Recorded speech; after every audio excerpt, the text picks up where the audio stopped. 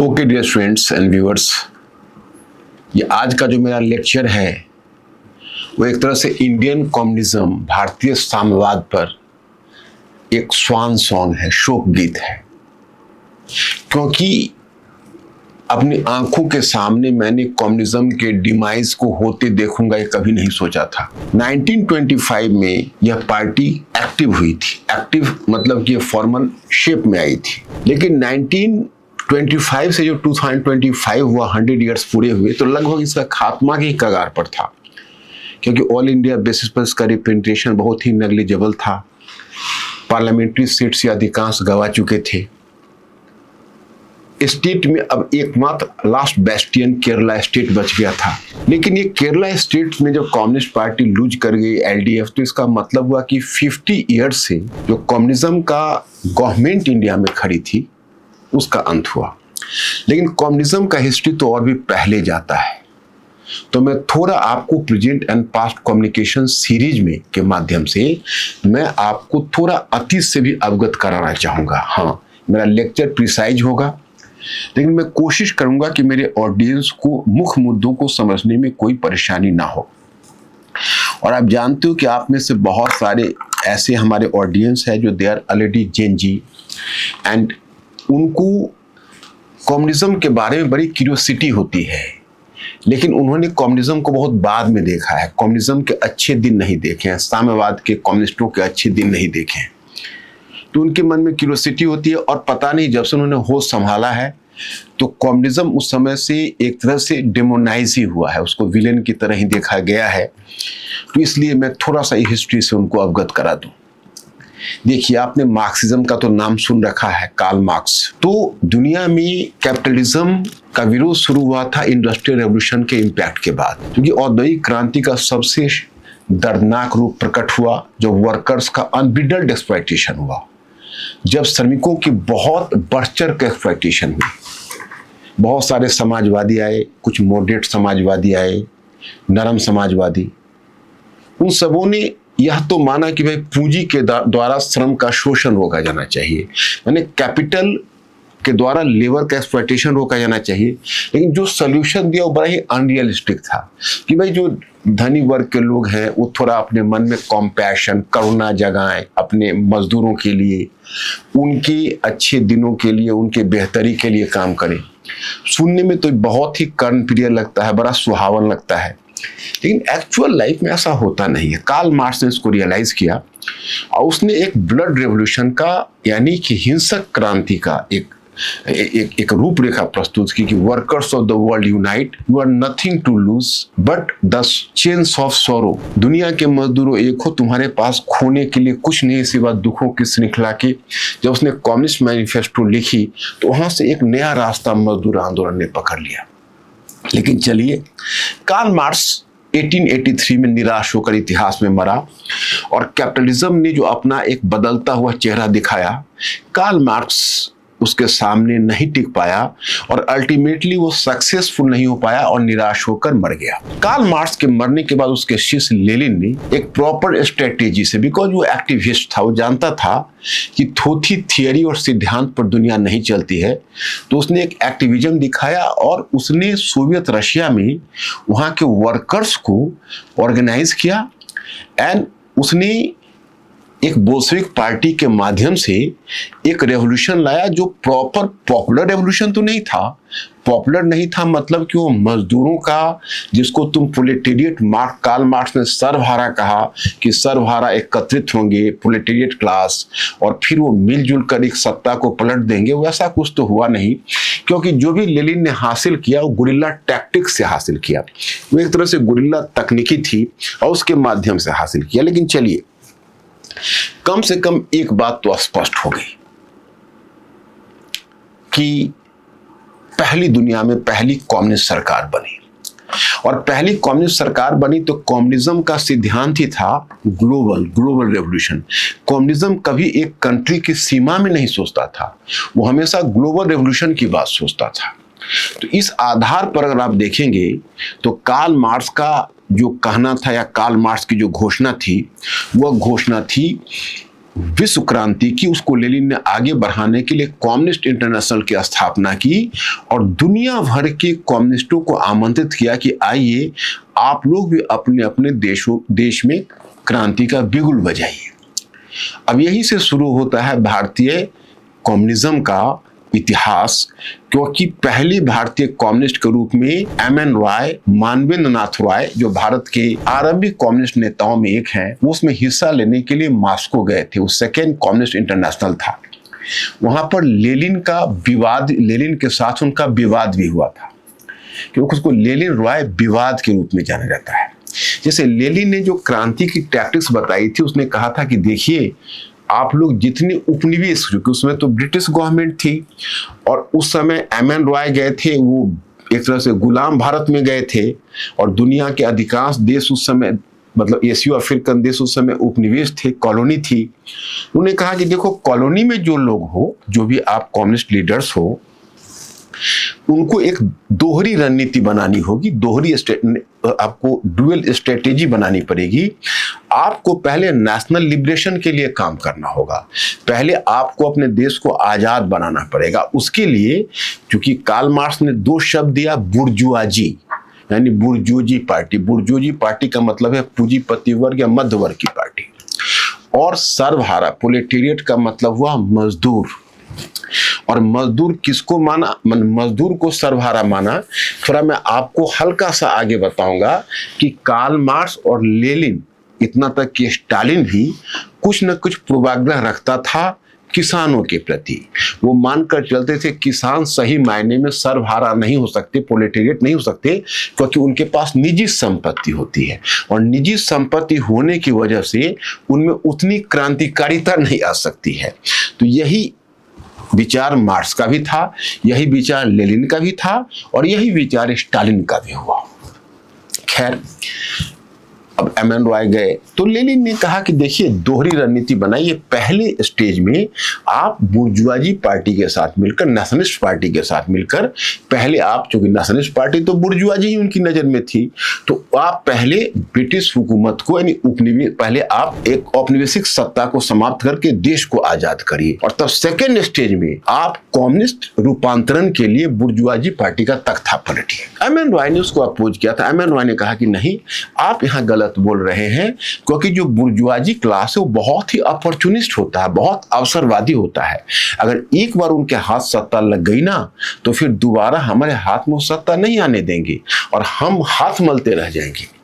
Lenin उससे convince नहीं हुआ और लेनिन और एम.एन. रॉय के बीच मतभेद बना रहा। तो हमें याद है कि देखिए ये 3 वॉल्यूम में बुक है,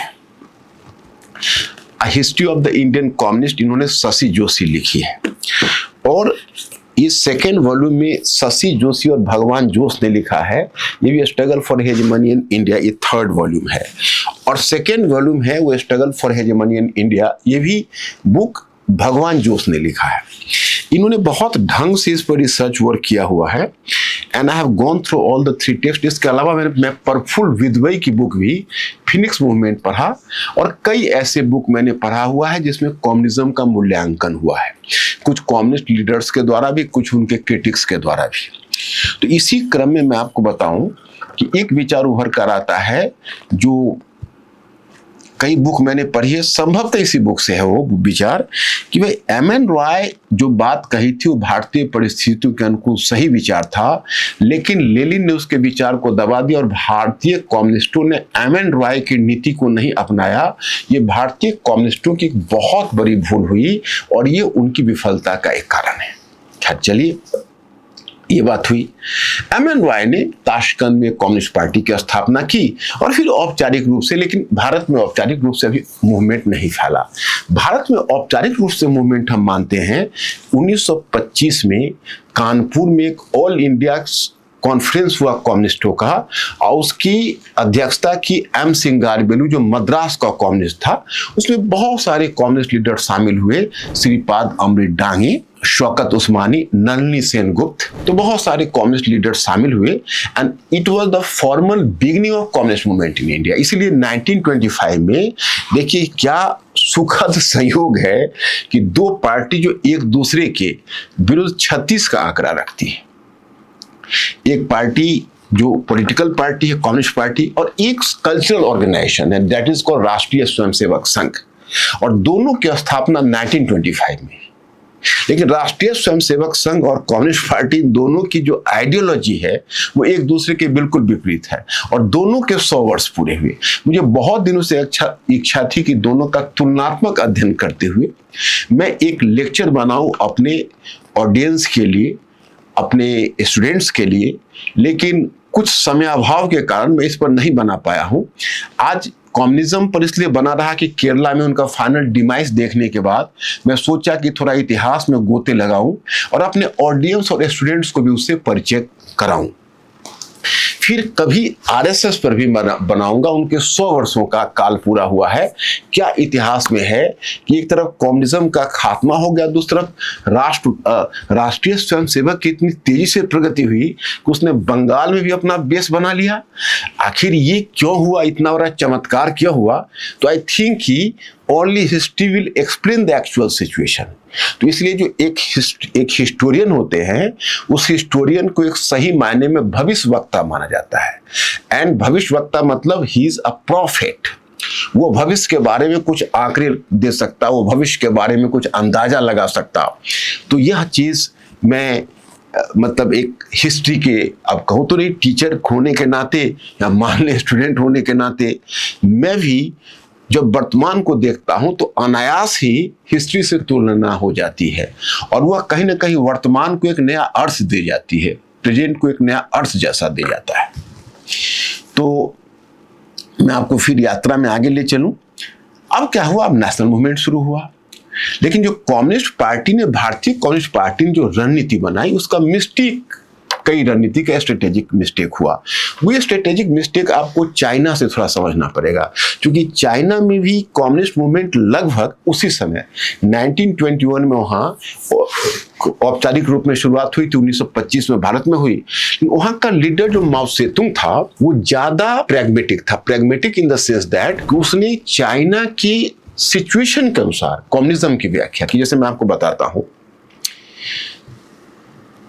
कार्ल मार्क्स और लेनिन या स्टालिन सभी ने एक ही बात कही थी कि मजदूर सरबराह और किसान शक्ति में उन्होंने विश्वास प्रकट नहीं किया।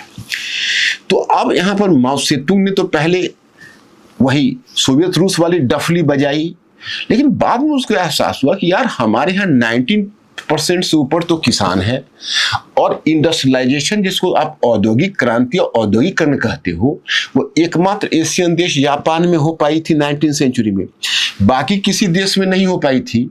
तो अब चाइना, उसका मानना था माओ सेतुंग का कि हमारे यहाँ तो तथाकथित प्रोलेटेरिएट है, सर्वहारा है, यानी औद्योगिक मजदूर, वो तो मात्र मजदूर 1% है और किसान तो 90% से ऊपर है। ये कौन सी रणनीति होगी कि हम किसान को ना आधार बना के उन मजदूरों को आधार बना के आंदोलन आरंभ करें? उसने पूरी रणनीति ही बदल डाली। उसने कहा कि नहीं, चाइना में प्रोलेटेरिएट किसान हैं, रहेंगे, और चीन में जो भी क्रांति होगी वो गांव से नगर की तरफ जाएगी, न कि नगर से गांव की तरफ आएगी। एक बहुत बड़ा उसने एक डायमेंशनल, एक बहुत बड़ा स्ट्रेटेजिक चेंज ला दिया उसने। ये बहुत बड़ी बात थी अपने आप में, और this was the one of, I don't say that it was the only factor, but it was the one of the major factors behind the success of communism in China. China में communism की सफलता का एक बहुत बड़ा कारण था। अब इंडिया पर आई, अब यहाँ के कम्युनिस्ट पार्टी को चाहिए था कि यहाँ के वर्जन से अपने आप को बदलता, यहाँ के सिचुएशन से अपने आप को बदलता। अब देखिए, एक तो हमेशा वो मॉस्को से निर्देशित हुआ। उसकी पहली भूल हुई जब 1928 में मॉस्को में स्टालिन ने निर्देश दिया 6th कम्युनिस्ट इंटरनेशनल, 6ठी कम्युनिस्ट इंटरनेशनल की बैठक में, कि यहाँ पर उन्होंने अच्छा ऑर्गेनाइज शुरू किया था, यानी ऑर्गेनाइजेशन के स्तर पर बढ़िया काम कम्युनिस्ट पार्टी ने शुरू किया था। एक वर्कर्स एंड पीजेंट पार्टी बनाई थी, WPP, और उसके माध्यम से श्रमिकों को और किसानों को संगठित कर रहे थे। अचानक मॉस्को से निर्देश आया कि कांग्रेस के साथ मिलकर काम कर रहे थे, जो लेनिन ने स्ट्रेटेजी बताई थी, और धीरे धीरे अपना आधार को बढ़ा रहे थे। लेकिन उन्होंने गलती क्या की कि 1928 में मास्को के निर्देश पर उन्होंने उसको भंग कर दिया, WPP को। उधर गवर्नमेंट भी पहले से सावधान थे, उन पर मेरठ षड्यंत्र केस ला दिया और एक झटके से 32 कम्युनिस्ट लीडर्स को गिरफ्तार कर लिया। खैर वो सब तो अपना एक पेरिफेरियल बात है। दूसरी चीज उन्होंने क्या की कि 42 इंडिया में कम्युनिस्ट पार्टी, प्रफुल्ल विद्वई कहते हैं कि यहाँ पर कास्ट एंड रिलीजन के साथ वो कॉम्प्रोमाइज नहीं कर पाए। जैसे देखिए वर्ग, क्लास, कम्युनिज्म का बल है क्लास पर, लेकिन इंडिया में सबसे बड़ा क्लास कास्ट है। यहां पर अगर वह दलित वर्ग और मध्यवर्ती जातियों को लेकर भी एक गठबंधन बनाया होता और वह चाइना की तरह इंडियन पाथ ऑफ कम्युनिज्म को डेवलप किया होता, जैसे चाइना ने कम्युनिज्म का चीनी मार्ग डेवलप किया, इन्होंने कम्युनिज्म का भारतीय मार्ग डेवलप किया होता, तो शायद इनकी तरक्की हो गई होती।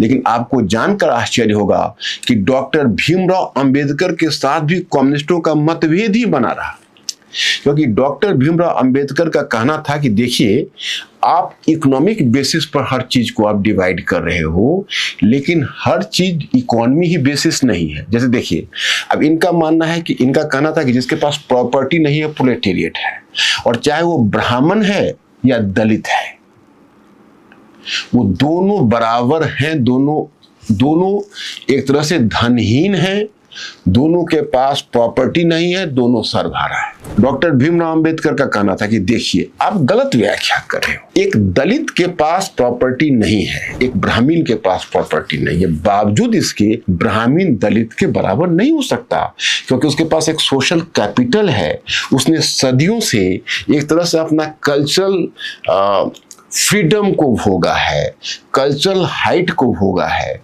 उसने अपने सारी सामाजिक और सांस्कृतिक रूप से श्रेष्ठता का एहसास है उसे होने का, तो उसका जो आत्मविश्वास है वो चरम पर है। एक दलित जो सैकड़ों हजारों वर्षों से दलित की तरह रह चुका है, तो उसका मनोबल वो नहीं हो सकता एक ब्राह्मण का हो सकता, भले ही दोनों क्यों न धनहीन हो। इस मुद्दे पर अंत में डॉक्टर भीमराव अंबेडकर और कम्युनिस्ट पार्टी के पास बीच भी कोई सहमति नहीं हो सकी। 42 में भारत छोड़ो आंदोलन हुआ, पूरे देश अपने चरम उत्साह पर था। कम्युनिस्टों ने उसका बहिष्कार किया मास्को के पक्ष में, क्योंकि मास्को के और ब्रिटेन के बीच उस समय गठबंधन बन चुका था, तो इसलिए वो ब्रिटिश सरकार के अगेंस्ट में मूवमेंट नहीं छेड़ना चाहती थी। ये एक अलग भूल हुई। और इससे भी बड़ी भूल यह हुई कि उन्होंने, जैसे प्रफुल्ल विद्वई कहते हैं कि भारत एक ऐसा देश था जिस देश में कम्युनिज्म को पनपने के लिए, जो कम्युनिज्म कहता है शोषित और दलित के या जो शोषित वर्ग हैं उन शोषित वर्ग की सुरक्षा की बात करता है, और भारत से अधिक उर्वर भूमि उन्हें कोई नहीं मिल सकती थी। यहाँ पर कास्ट एक्सप्लॉयटेशन था, यानी जाति शोषण था, यहाँ पर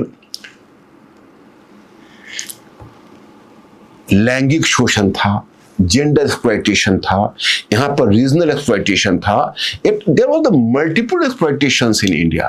तो यहाँ पर उसके लिए इनका बहुत ही अच्छा पास्चर लैंड, बहुत ही हरियाली जगह थी, लेकिन उसका इन्होंने उपयोग नहीं किया।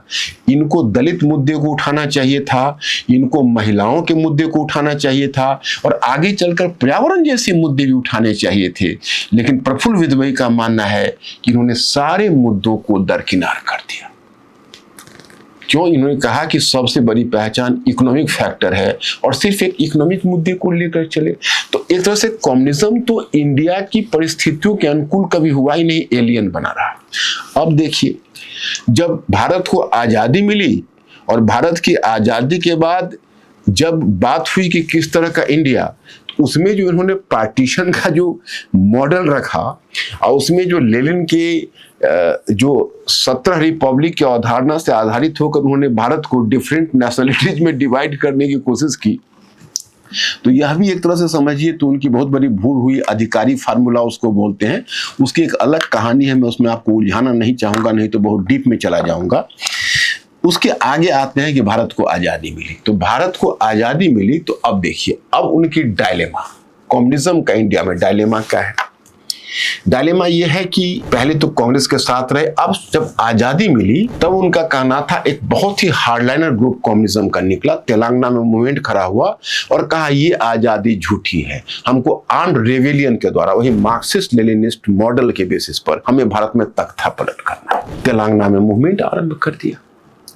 अब मूवमेंट आरंभ कर दिया, इसमें देखिए ये शशि जोशी इस पर एक बड़ा अच्छा तर्क देते हैं। वो कहते हैं कि देखिए, पहली बात तो यह है कि कम्युनिज्म को इंडिया में एक डेमोक्रेटिक सोशलिज्म के रूप में आना चाहिए था, यानी इसको अगर यहाँ पर समाजवाद को बढ़ाना था तो प्रजातांत्रिक समाजवाद को लेकर चलता। चूंकि रशिया में अगर लेनिन ने आर्म्ड रेवेलियन की बात की, मतलब कि वहां पर रक्त और हिंसक क्रांति की बात की, तो रूस की परिस्थितियां अलग थी।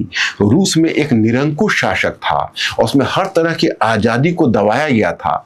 लेकिन जब भारत में कम्युनिस्ट पार्टी गठित हुई तो ब्रिटिश ने भी कभी इस तरह का, भले ही ब्रिटिश एक कॉलोनियल गवर्नमेंट था, औपनिवेशिक सरकार थी, लेकिन हमेशा उसने अर्ध उदारवादी होने की नौटंकी की। हर बार उसने संविधानवाद की बात की, हर बार लोगों को स्वराज और स्वशासन मजबूत करने की बात की, और हर बार उसने मताधिकार को बढ़ाना शुरू किया एंड एक सेमी डेमोक्रेटिक गेम खेलता रहा। तो वैसी सरकार के विरुद्ध एक हिंसक क्रांति को खड़ा करना थोड़ा मुश्किल था। और विशेषकर जब इंडिया को फ्रीडम मिला और इंडिया के लोगों में एक फ्रीडम के बाद उत्साह है, एक उन्माद है फ्रीडम का, उस समय यह कहना कि ये आजादी झूठी है और आर्म्ड रेवेलियन की बात करना, अरे आपको करना था तो आप यह कहते कि राजनीतिक आजादी मिली है, लेकिन इंडिया को भी आर्थिक और सामाजिक आजादी मिली कहां, और तब आप ग्रासरूट लेवल पर काम करते और आप इकोनॉमिक एंड सोशल फ्रीडम के लिए आप ऑर्गेनाइजेशन बनाते, आप इलेक्शन फाइट करते, आप उसके लिए मोबिलाइज करते और आप अपने लोगों में कॉन्शसनेस पैदा करते, और इस मुद्दे पर आप में एक सहमति बननी चाहिए थी, आपकी एक व्यवहारिक रणनीति होनी चाहिए थी, लेकिन आपने नहीं किया। तेलंगाना में आर्म्ड रेवेलियन आरंभ कर दिया। नेहरू की सरकार को तेलंगाना मूवमेंट दबाना आसान हो गया। जब उनका तेलंगाना मूवमेंट दब गया तब उन्होंने अपनी स्ट्रेटेजी बदल दी, कहा कि नहीं नहीं, हम अब यहाँ पर खूनी संघर्ष के माध्यम से परिवर्तन नहीं लाएंगे, हम अब चुनाव लड़ेंगे और हम पार्लियामेंट्री पॉलिटिक्स में हिस्सा लेंगे, हम संसदीय राजनीति के माध्यम से सत्ता में परिवर्तन लाएंगे। उसके बाद 1951 के चुनाव लड़ा और आपको जानकर आश्चर्य होगा कि कांग्रेस को तो खैर बहुत सफलता मिली। उस वक्त कम्युनिस्ट पार्टी ही पार्लियामेंट में गई और उनको भी जनता ने शुरू में विश्वास जताया and communist party of India in 1951 वो चुनाव लड़े और चुनाव लड़ने के बाद दुनिया में चुनाव लड़के प्रजातांत्रिक प्रक्रिया को स्वीकार करने वाली दुनिया की पहली पार्टी भारत की कम्युनिस्ट पार्टी थी। और ये चुनावी प्रक्रिया से 1957 में केरला में इन्होंने पहली सरकार स्थापित की। हालांकि दुर्भाग्य रहा कि इंदिरा गांधी के सुझाव पर प्रधानमंत्री पंडित नेहरू ने, जो शायद उनके जीवन की एक बहुत बड़ी गलती हुई, उन्होंने इस सरकार को टॉपल कर दिया, गिरा दिया, और इसका कारण था अनुच्छेद 356 का पहला दुरुपयोग हुआ। लेकिन इन नेहरू की सरकार के लिए एक तरह से माना गया कि फर्स्ट मेजर सीन हुआ, ये अपराध हुआ। अनुच्छेद 356 के तहत ये एक तरह से असंवैधानिक कदम था और अनुच्छेद 356 के दुरुपयोग का भी पहला उदाहरण था। लेकिन उसकी बहरहाल अलग कहानी है, उसको हम लोग नहीं छेड़ते। तो कम्युनिज्म यानी कम्युनिस्ट गवर्नमेंट जब यहाँ इस्टेब्लिश हुई तो ये दुनिया की पहली निर्वाचित सरकार थी। लेकिन फिर वही 64 में आकर फिर आत्म परीक्षण करना शुरू कर दिए। डायलेमा कि संसदीय राजनीति में जाऊं या सशस्त्र क्रांति करूं। तो एक ग्रुप ऑफ पीपल का कहना था यार ये रिविजनिस्ट है। रिविजनिस्ट कम्युनिज्म में एक गाली होती है कि अरे भाई मार्क्स और लेनिन के विचारों को रिवाइज कर दिया, उस आदर्शों से पीछे हट गए, इन्होंने सब कुछ गलत कर दिया। तो इस तरह की बात उठने लगी एक महकमे में और अंत में 1964 में पहला स्प्लिट हो गया कम्युनिस्ट पार्टी में, सीपीआई एंड सीपीएम। सीपीएम ने जिसको मार्क्सिस्ट पार्टी और कम्युनिस्ट पार्टी ऑफ इंडिया, ये अपने आप को ज्यादा हार्डलाइनर समझता था और चाइना के विचारों पर चलने का प्रयास करता था। इधर एक केरला मॉडल पहले से ही गवर्नमेंट का सीपीआई ने इस्टेब्लिश कर दिया था। अब ये सीपीएम भी आगे चलकर बदल गया। सीपीएम के भी मन में द्वंद्व चलने लगा कि हमें पॉलिटिक्स में यानी पार्लियामेंट्री पॉलिटिक्स में जाना चाहिए। और आपको जानकर आश्चर्य होगा कि 1970 के दशक में यह बंगाल में चुनाव लड़ा और जिस तरह केरला में सफलता मिली उस तरह सीपीएम की सरकार 1977 में बंगाल में गठित हुई। और यह सरकार जो 1970 के दशक में बंगाल में गठित हुई, यह सरकार अपने आप में एक दूसरी निर्वाचित सरकार थी और इस तरह कम्युनिज्म अपनी तरक्की करने लगी। अब जब ये सरकार गठित हुई तो फिर कम्युनिस्ट डायलेमा में पड़ गया। एक युवाओं का दल था, उसने कहा कि अरे ये तो रिविजनिस्ट हो गए, ये भी चले गए पॉलिटिक्स में, इनको भी सत्ता की भूख सताने लगी, अब हमको फिर अलग हो जाना चाहिए। और उसी में आप लोगों ने पढ़ा होगा नक्सल जो आप पढ़ रहे हो वहीं से पैदा हुआ, क्योंकि वहां पर चारू मजुमदार है, जंगल महाल है, इस तरह के जो लीडर थे, कानू सन्याल थे, वो सब युवा नेता थे, अलग हो गए, बोले छोड़ो रिविजनिस्ट है, इसके साथ हमें काम नहीं करना। और उन्होंने एक नक्सल मूवमेंट शुरू कर दिया। फिर आर्म्ड रेवेलियन की बात चलने लगी, तो इस तरह से कम्युनिस्ट महकमों में बंटने लगे और ये डायलेमा समाप्त होने का नाम नहीं लिया। फिर त्रिपुरा में कम्युनिस्ट गवर्नमेंट स्टैब्लिश हुई। इस तरह से कम चलिए स्टेट में कम्युनिस्ट गवर्नमेंट स्टैब्लिश हो रही। तो अब इसी क्रम में मैं आपको बताऊं कि इन्होंने रिफॉर्म्स भी किए, एग्रेरियन रिफॉर्म्स। देखिए आज तक बिहार में लैंड रिफॉर्म्स नहीं हुआ, लेकिन ऑपरेशन बरगा के तहत बंगाल में सीपीएम की सरकार ने ही वहां पर लैंड रिफॉर्म्स किया।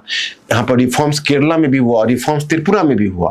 तो शुरू में इनको सफलता भी मिली, क्योंकि दो मुद्दों को इन्होंने बहुत उठाया। एक एग्रेरियन रिफॉर्म्स के मुद्दे को उठाया और दूसरा वर्कर्स को यूनाइट करके वर्कर्स के राइट को दिलाना है और ट्रेड यूनियनवाद को मजबूत करना है। ये दो आधार पर ये काम करते रहे। खैर एनीवे, लेकिन बदलती हुई परिस्थितियों के अनुसार वो नहीं समझ पाए। कल मैंने एक आर्टिकल शशि थरूर का पढ़ा था, मुझे बड़ा इंप्रेसिव लगा। एज एन इंटेलेक्चुअल मुझे शशि थरूर की जो बुक्स है और आर्टिकल्स है, so he is suppose to be a well read man. मैं मतलब एक इंटेलेक्चुअल की मैं कोई पॉलिटिक्स या पार्टी पक्षधरता की बात नहीं कर रहा हूं, मैं एक इंटेलेक्चुअल के तौर पर जो मैं उन्हें देखता हूं, उन्होंने एक बहुत अहम मुद्दा उठाया। उन्होंने कहा कि देखिए ऐसा है कि 1990 के दशक में कम्युनिज्म का दुनिया में खात्मा हुआ और रशिया में तो कम्युनिज्म और पूर्वी यूरोपीय समाजवादी देशों में समाप्त हो गया, और जो चाइना में भी जो कम्युनिज्म था वो ट्रांजिशनल कैपिटलिज्म में ढल गया। लेकिन हमें इस बात को ध्यान रखना चाहिए कि ऐसा नहीं है, ऐसा इंडिया में नहीं हुआ, या ऐसा कहे कि इंडिया में भी कम्युनिज्म कोलैप्स कर गया, क्योंकि उस समय कम्युनिज्म था जो 3 स्टेट में यहाँ पर इस्टेब्लिश था। और इतना ही नहीं, उन्होंने यहाँ तक कहा कि भाई देखिए 1990 के दशक में भी कम्युनिज्म की यहाँ तरक्की होती रही और इसने चुनावी राजनीति में हिस्सा लेकर अपनी पहचान बना ली। और इसने इतना ही नहीं बल्कि आप 2004 में जो कांग्रेस की गवर्नमेंट गठित हुई तो कम्युनिस्ट पार्टी के पास इतने मैंडेट थे कि कम्युनिस्ट पार्टी के सपोर्ट पर ही कांग्रेस की सरकार टिक पाई, क्योंकि बिना कम्युनिस्ट पार्टी के मदद के कम्युनिस्ट की सरकार नहीं टिक पाती। अब इसमें भगवान जोश एक बात, शशि जोशी और भगवान जोश एक बात कहते हैं। इनका ये कहना है कि देखिए ऐसा है कि वहां पर कम्युनिस्ट पार्टी ने गलती कर दी थी, जैसे उस सरकार से बाहर रही। क्यों सरकार से बाहर रही? आपके पास 60 सीटें हैं, आप मैंडेट दे रहे हो, सरकार से नहीं बाहर रहना चाहिए। आपको क्या करना चाहिए कि आपको कांग्रेस के साथ बार्गेनिंग करके 1/3 मिनिस्ट्रियल सीट ले लेना चाहिए और सत्ता में आते, रिफॉर्म्स लाते, लोगों का विश्वास आपके प्रति जगता। ये इनका कहना है कि लोगों का विश्वास आपके प्रति जगता, आपके क्लाइंट्स बढ़ते, आपकी तरक्की होती। लेकिन नहीं, आप आउटसाइड रहे, सत्ता में नहीं जाएंगे। ठीक है, नहीं गए। परिणाम हुआ कि 2008 में जब बात हुई इंडिया अमेरिका जब न्यूक्लियर ट्रीटी होने लगी तो आपने हाथ खींच लिया कि नहीं, आप अमेरिका जैसे कैपिटलिस्ट पावर से न्यूक्लियर ट्रीटी करोगे तो हम आपकी सरकार को सपोर्ट नहीं करेंगे। खैर औने पौने दूसरी पार्टी के समर्थन से कांग्रेस की सरकार तो बच गई, लेकिन जनता की नजर में आप कायल हो गए, वहीं से आपका पतन शुरू हुआ। दूसरा ये कहते हैं शशि जोशी की एक मिस्ड अपॉर्चुनिटी यह था कि जब भारत में एक बार ऐसा मिला था कि बंगाल के मुख्यमंत्री थे ज्योति बसु, उनको भारत के प्रधानमंत्री जिसमें देवे गौड़ा बने थे, उसकी एक अलग कहानी है, उनको ऑफर मिला था, लेकिन उन्होंने कहा कि नहीं, आपकी आइडियोलॉजी डाइल्यूट हो जाएगी, आप सरकार में नहीं जाइए, प्रधानमंत्री का पद नहीं लीजिए। तो शशि जोशी का कहना है this is the classical case of missed opportunity. Communist party को उस समय भी अवसर मिला था, उसने फायदा नहीं उठाया। और last but not the list कि जो शशि थरूर बोलते हैं, वो बहुत 2-3 बातें बोलते हैं कि देखिए अब कम्युनिस्ट पार्टी गलती क्या कर गई कि एस्पायरिंग इंडिया को नहीं समझ पाई। 1990s के दशक में आर्थिक उदारीकरण हुआ, ये पूरा का पूरा इकोनॉमी का कंपोजिशन चेंज कर गया। आज भी आप वही एग्रेरियन रिफॉर्म्स और लेबर यूनियन की बात कर रहे हो। अरे अब आ गई है सर्विस सेक्टर, अब आ गई है गिग इकोनॉमी, अब आ गई है डिजिटल इकोनॉमी। अब आपके जो वर्कर्स हैं, कोडर्स हैं, वो सॉफ्टवेयर बना रहे हैं। आपके जो वर्कर्स हैं, गिग वर्कर्स हैं, जिनको कैपिटलिज्म नई अपॉर्चुनिटी दे रहा है, और आप कैपिटलिज्म का विरोध कर रहे हो कि कैपिटलिज्म एकदम घातक है, तो आपके जो वर्कर्स और क्लाइंट थे वो आपसे नाराज हो रहे हैं कि कैपिटलिज्म हमें रोजगार दे रहा है और आप हमसे रोजगार छीन रहे हो, आप कैपिटलिज्म का विरोध कर रहे हो। तो आपको पहले अपनी स्ट्रेटेजी बदलनी थी, इस एस्पायरिंग इंडिया को समझना था, जो आप मिस कर गए। नंबर 1। नंबर 2, क्या आपसे दूसरी भूल यह हुई कि आप जो वेलफेयर की बात कर रहे थे, जो आपकी स्पेशलिटी थी वेलफेयर, वो सारी पार्टियों ने वेलफेयर अपना लिया। कांग्रेस ने अपना लिया, डायरेक्ट बेनिफिट ट्रांसफर शुरू हो गया। फिर बाद में तुम देखो चुनावी फ्रीबीज देने लगे। तो कम्युनिस्टों का जो वेलफेयर का प्रोग्राम था, वो स्पेशलिटी भी समाप्त हो गई। तीसरा क्या था कि अब आ गया 2 फोर्स, नए फोर्स, जिसको कम्युनिज्म सामना नहीं कर सके। रीजनलिज्म, जो क्षेत्रीयतावाद, क्षेत्रीय आकांक्षा, और कम्युनिज्म उस क्षेत्रीय आकांक्षा के साथ तालमेल नहीं बना पाए। और उसके साथ एक दूसरी बात आ गई, जब बीजेपी का राइज हुआ तो अब आ गई धर्म, रिलीजन, और कम्युनिज्म तो रिलीजन को अफीम समझता है और कॉमन पीपल को रिलीजन रिझाता है। अब जय श्री राम का युग आ गया, अब आ गया टेम्पल की बात आ गई। तो कम्युनिज्म ये नई नई चुनौतियों का सामना नहीं कर सका और अंततः उसका डिक्लाइन होता ही चला गया। बदलते हुए परिदृश्य में वो अपनी आइडियोलॉजी नहीं बदल पाया। तो लास्ट में जब केरला से उसका लास्ट बेस्टियन जब टूटा है, तो मैंने भी थोड़ा नॉस्टैल्जिक फील किया, क्योंकि मैं बहुत वर्षों से, बचपन से इसी कम्युनिस्ट आइडियोलॉजी के बीच, मैं खुद, डोंट टेक इट अदरवाइज, मैं खुद इस आइडियोलॉजी को के फेवर या उस आइडियोलॉजी का फेवर नहीं। आई एम द स्टूडेंट और द टीचर ऑफ हिस्ट्री। मैं तो सभी आइडियोलॉजी के प्रति न्यूट्रल रहने की कोशिश करता हूँ। हाँ, एक हिस्ट्री के सीरियस स्टूडेंट या टीचर के रूप में आइडियोलॉजी का मूल्यांकन क्रिटिकल जरूर करता हूँ कि किस आइडियोलॉजी का अच्छा पक्ष क्या है और बुरा पक्ष क्या है, उसकी सीमा क्या है, उसका स्ट्रेंथ क्या है। लेकिन आप इसको हमें राजनीतिक पक्षधरता ना माने। लेकिन चूंकि बचपन से हम सोवियत रशिया का युग देख चुके हैं, हम उस पर गर्व कर चुके हैं। जब हम स्कूल में पढ़ते थे, तो जब ब्रेजनेव ने भारत की यात्रा की थी, तो बहुत हम लोग एक स्टूडेंट के रूप में बड़े गर्व फील करते थे कि अपना दोस्त सोवियत रशिया आया है। तो हम वो दिन देख चुके थे, कहानी सुनते थे अपने पिताजी से, बांग्लादेश वॉर में सोवियत रूस ने कैसे हमें बचाया था। तो कम्युनिज्म के प्रति एक बचपन से, कम्युनिज्म के प्रति तो नहीं, लेकिन सोवियत रशिया के प्रति फैसिनेशन था कि सोवियत रशिया एक बहुत ही अभिन्न मित्र भारत का है, तो इसलिए उस पर इंटरेस्ट रखते थे। फिर बाद में शिक्षा पूरी हुई तो कम्युनिज्म को गंभीरता से पढ़ने का मौका मिला। जब स्टूडेंट लाइफ में हम खुद थे और यूपीएससी का प्रिपरेशन दे रहे थे, तो हमारे सामने ही कम्युनिज्म का, सोवियत रशिया का और पूर्वी यूरोप का विघटन हुआ, वो भी हमने देखा। आज थोड़ा नॉस्टैल्जिया फील किया जब केरला में गया। लेकिन मैं ये नहीं कहता हूँ केरला में फाइनली चला गया, म्यूजिकल चेयर की तरह है। एलडीएफ यूडीएफ आते जाते रहते हैं, फिर हो सकता है आ जाए। पहली बार भारत में ऐसा हुआ है कि किसी भी स्टेट में आज कम्युनिस्ट का गवर्नमेंट नहीं है और 100 वर्ष उनके पूरे हुए हैं। तो मैंने सोचा कि आज लास्ट यानी स्वान सॉन्ग की तरह मेरा ये लेक्चर जाएगा। आप लोग लेक्चर को देखना, समझना, और आप कौन सा और इतिहास की से वर्तमान तक की समस्या को समझना चाहते हो, आप जरूर प्लेस करना। और आप लोग हमारे इस चैनल को जरूर सब्सक्राइब करो और ज़्यादा से ज़्यादा संख्या में करो, क्योंकि मैं चाहता हूं कि आप लोगों को बड़ा ही ऑथेंटिक नॉलेज मिले। और यह नॉलेज देखिए, वैसे तो कहना मुश्किल है, एक होता है पॉप हिस्ट्री। पॉप हिस्ट्री है वो बिना एविडेंस के होता है, और जो साइंटिफिक हिस्ट्री है उसके लिए एविडेंस चाहिए होते हैं, या तो प्राइमरी सोर्स का सपोर्ट चाहिए या सेकेंडरी सोर्स का सपोर्ट चाहिए। और हिस्ट्री वर्तमान को हमेशा एक नया मीनिंग देता है, इसलिए अतीत और वर्तमान इन दोनों के बीच अगर हम संवाद को समझ सके तो सोने में सुहागा है। आज यहीं रुकता हूँ, यहीं समाप्त करता हूँ, फिर दूसरे लेक्चर मिलेंगे। Thank you very much. Dear students, हमारे चैनल को लाइक शेयर सब्सक्राइब करें और अपनी तैयारी को और बेहतर बनाएं।